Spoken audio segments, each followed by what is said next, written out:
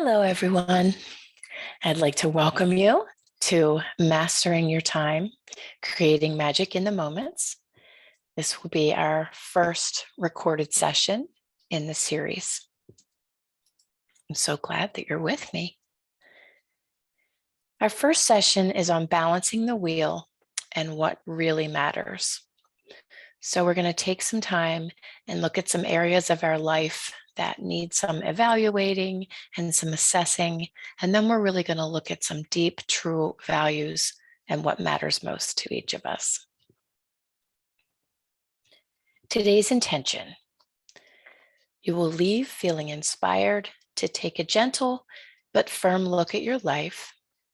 Notice where you could do some basic refining, and then spend some time thinking about a few small changes that you can incorporate now.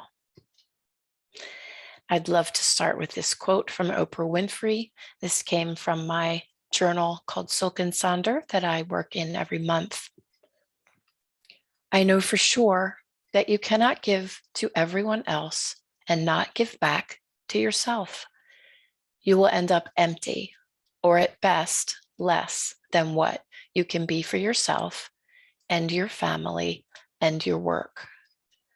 Replenish the well of yourself for yourself. That's really the theme for this whole session, not just today, but throughout the time that we'll be spending together. I'd like to begin talking about the life wheel. So if you picture your life as a wheel with different areas that have importance to you and that really matter to you, we're going to be delving into those areas today and taking a look at how they may need a little bit of refining. So I have a couple of pictures here to represent some of the areas that we'll be overviewing. So thinking about your life wheel, thinking about health and fitness, and where does that rate if you were to consider it on a scale from 1 to 10. You're welcome to take some notes as I'm talking, but you'll have homework that will go into this a little bit more once we're finished today. So health and fitness is an area that is part of our life. Money and finances. So again, if you were thinking about your life in the money and finance area and you were to kind of rate it on a scale from 1 to 10, where would you see that number? How about career and business? Whether you're a solopreneur, whether you're in corporate, whatever, whether you're pursuing a new opportunity, where does that scale for you? How about your social experiences and your time and experiences with your friends? The fifth area is love, family, and kids. So this would include any significant other relationships that you may have, as well as your immediate family, and if you have children, factoring those in. How do you feel you rate? Personal growth, whatever that may look like to you, whether it's reading books that help to develop you a little bit more personally, whether it's going out and spending time alone. Many of you that know me know I am very connected to nature, and personal growth for me is going for a hike in the woods on a regular basis. So what does that look like for you as far as the time that you spend and how much time you'd like to be able to dedicate to that? Hobbies, recreation, and fun. So what do you do just for fun? Going out and playing. Maybe it's a hobby, maybe it's pickleball, maybe it's kayaking. For some, it could actually be hiking, but for me, it falls more into the personal growth area. So what does that area look like for you? And finally, spirituality. So whatever your definition of spirituality is, how do you feel that you rate? Again, looking at the scale from 1 to 10.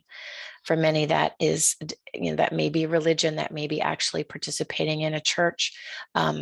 For others, it may just be spending time connected to spirit or source or God or whatever your definition and version of that means. So thinking about these 8 areas, how's life going for you? So if you were to draw a circle and have 8 sections, one for each of those that I just mentioned, we're going to do a self-assessment and then think about a few small tweaks we might be able to make, in the areas that are rating a little lower. So here's a picture of someone who filled this in based on the ratings that they gave each of their areas.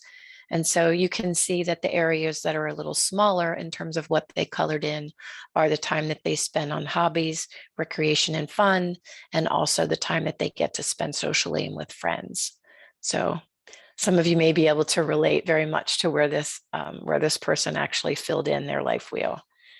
So in the homework, you're actually going to be creating your own life wheel and doing your own scoring and seeing what your circle looks like for you.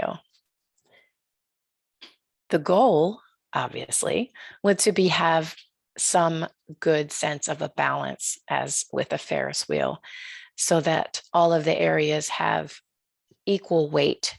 And they're not always going to be equal, but the goal is to have balance so that throughout a certain period of time, perhaps it's a week, sometimes perhaps it's a month, that you do have that wheel more in balance. And we're going to talk more about that in your homework. So next, I'm going to take you through some work with your true values. I love this picture in the sand. It's be you, and in the sand is believe in yourself. This is a quote from Steve Maraboli from Unapologetically You. A lot of conflict you have in your life exists simply because you're not living in alignment. You're not being true to yourself. Take a moment and reflect on that one, huh?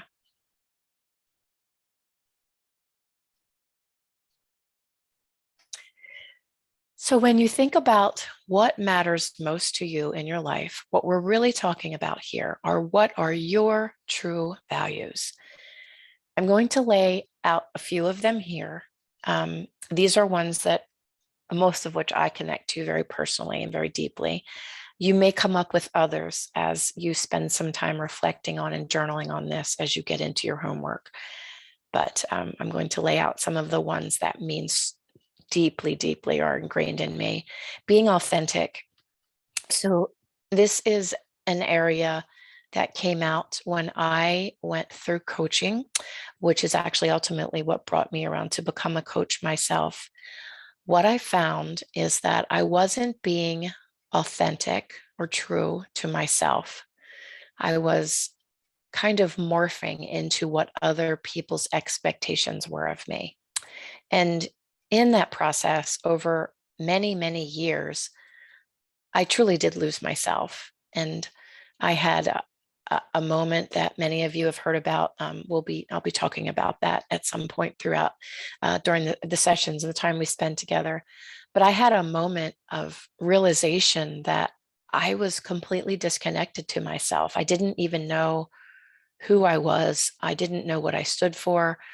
When I first found out that my daughter and son-in-law were expecting my first grandchild, rather than the excitement of being, having this wonderful new life coming into our family, I didn't feel that. I felt scared. I felt numb. I felt myself backing away from my daughter, which couldn't have been more removed from what I wanted to feel in that moment. And so that took me on a journey of coaching that actually came to bring to light the fact that I had lost myself in trying to be everything that everyone else expected or wanted me to be.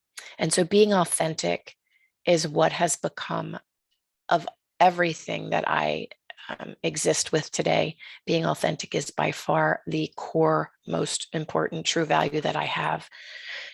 And sometimes it's a blessing and sometimes it's a little challenging, because now when I know things that are inauthentic, I just can't unknow them anymore. I used to be able to turn my head away. I can't do that any longer. So again, my true value, my deepest one, is being authentic. Pursuing purpose.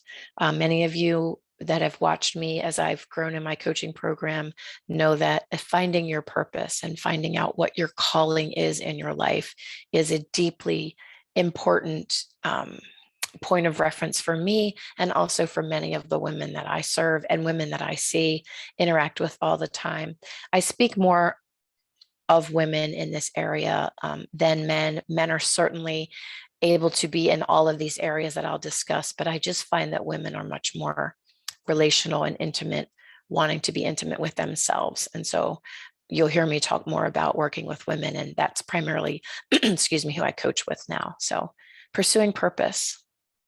What's the importance of that in your life? Making a difference. This, of course, can encompass many different areas, but when we're looking at making a difference in our own lives, in those that we serve, and even in the larger world, what does that look like for us? Is that something that is a true value and something that we really couldn't see ourselves being separated from in our ideal life that we're pursuing? And how about serving others? That's one that for me during the pandemic, I lost the ability to actually go out and volunteer, because obviously everything closed down. And since then, I've really had a hard time getting back connected to serving others from a volunteer perspective. I do serve others in many ways. Obviously, my coaching is a big piece of that, in a way that I can feel fulfilled in knowing that I'm improving the lives and the well-being of others, certainly making a difference as well, as we just mentioned, but perhaps serving others is something that's of a true value purpose for you as well. Having life balance. I put this in parentheses. I know we just talked about the life wheel prior to the section on true values. And balance can be a slippery slope. I often use the visual of a seesaw. And if you think of a seesaw at a playground, and you think of two kids playing on the playground, or playing on the seesaw, excuse me, and let's say that they're like exactly the same weight and they're having exactly the same mannerisms. If they were on the seesaw and they were both in perfect balance, they would just be sitting there across from each other, staring at each other and not moving, because they were completely in balance. And where's the fun in that, right? Where's the growth in that if you broaden that to our own lives? And so balance is, I understand the importance. I understand a lot of women coming to me saying they want more balance, work-life balance, home life balance, whatever that looks like. But it is important. It's so important to know that what balance truly means is the ebbs and the flows kind of balancing themselves out, so that not everything is equally balanced all the time.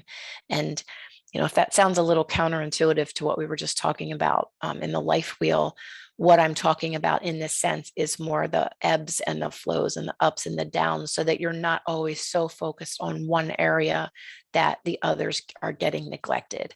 And so when I say having life balance as a true value, I really see it as a not always in balance, but more keeping the areas equally attuned, if you will. Being wealthy.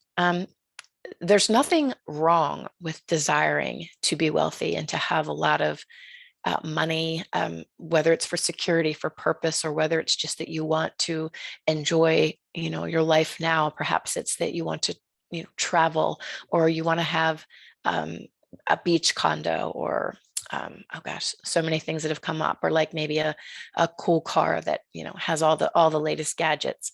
A lot of these are coming from personal reflection as well. Being wealthy in itself is not a bad thing. Money is nothing to be afraid of. It's nothing to see as evil. Money has energy just like everything else does, and it can be a positive force for us to do good, both to ourselves and to the world around us. And it can just as easily have a negative energy and a negative focus. So being wealthy in the positive sense, whether it's financially, in the financial aspect, or whether it's just being wealthy as a whole, is very common a true value, and certainly is one of mine. How about achieving success and whatever your definition of success looks like for you? Achieving success, again, that is not selfish. That is important. The meditation that you're going to listen to this afternoon, or when you're finished listening to this presentation, when we get into your homework, is all about what the world needs from you. And the world needs you to be successful. It's just not necessarily in the way that perhaps some of us have looked at that definition in the past. So achieving success, absolutely an important and not at all a selfish value. Being adventurous. Some of the ladies that I've already spoken with, I could just name them right here. Being adventurous to many women is absolutely part of who they are. I have a friend, a young friend who has taken up diving, scuba diving, and she's traveling all over the world and just getting the most amazing connection with nature underwater and all that she's doing. And she's actually looking to move to Cayman Islands by herself. She is young. How old is she? 29, I think, by herself, because being adventurous is a part of who she is and she can't imagine her life without it. Good for her. You go, girl. Respecting others. Oh, can I get an amen of where this world is, and understanding that we don't have to all be on the same belief system in terms of what's important of us or important to us, without losing respect for each other. I don't think I need to go further into that, and I'm sure every single one of you can relate to this importance as a value. Being healthy. That one is important too, whether that is taking good care of yourself physically, whether that's eating in the way that you see is best fit for your lifestyle and for the larger good and the larger world. Whether that means gut health to you. This could mean so many areas, but we're talking more about the health of your body so that you're able to pursue everything else in your world that's important to you.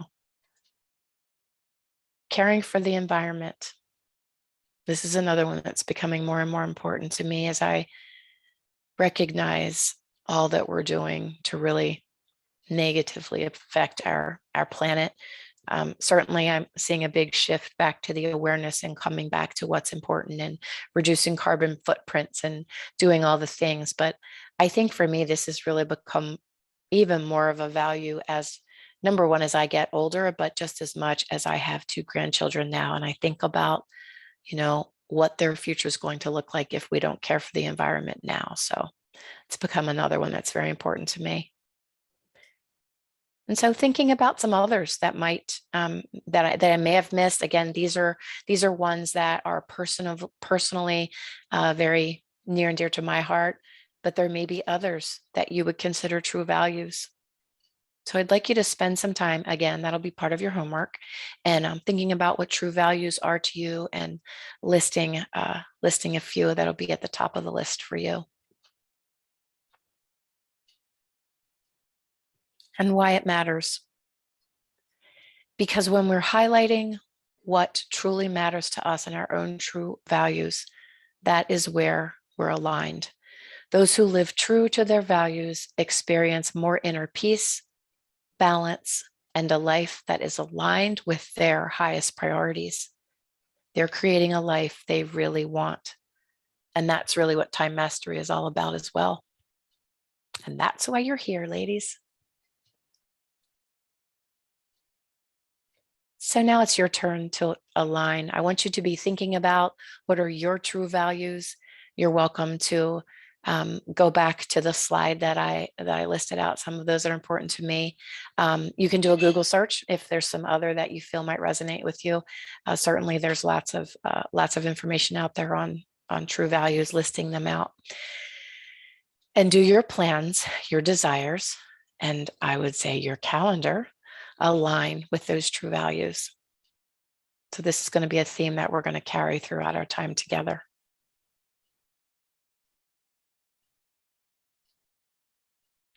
The closing meditation that I will be sending to you for you to listen into. I decided I wanted to have that as a recording separate from this recording so that you can listen to it more often if you'd like to. And it's about what the world needs from you. And this aligns deeply with both the life wheel that we talked about and also working through your own true values. So I'm excited to see what comes from the time that you spend in meditation after we finish this session today. I'm going to close with Kara Alwill Leba from the book Stripped. You will hear this most likely I'll be doing a poem of hers into every session that I do because I just find such value in everything that she says. So this is called Into Gold. You can close your eyes and listen if you'd like to, or you can read along, whatever resonates. There is nothing more powerful or radical or stunningly beautiful than a woman who chooses to rebuild her life day after day, hour after hour, no matter how many pieces are hers to sweep up or how many mistakes she must now spin into gold. Right? Isn't it amazing? She's amazing. I highly recommend this book. I have used it faithfully for minimum of 3 years now. More, probably 5 years. Thank you so much for joining us today in this time that we spent together talking about the life wheel and what really matters to you. The next session that will be dropping to you next week will be on time ownership practices. And this is going to be overviewing some of the areas that you can actually begin to be blocking or batching or working your calendar into the areas that we're focusing on that matter the most. So thanks so much for joining me. I look forward to talking to you soon.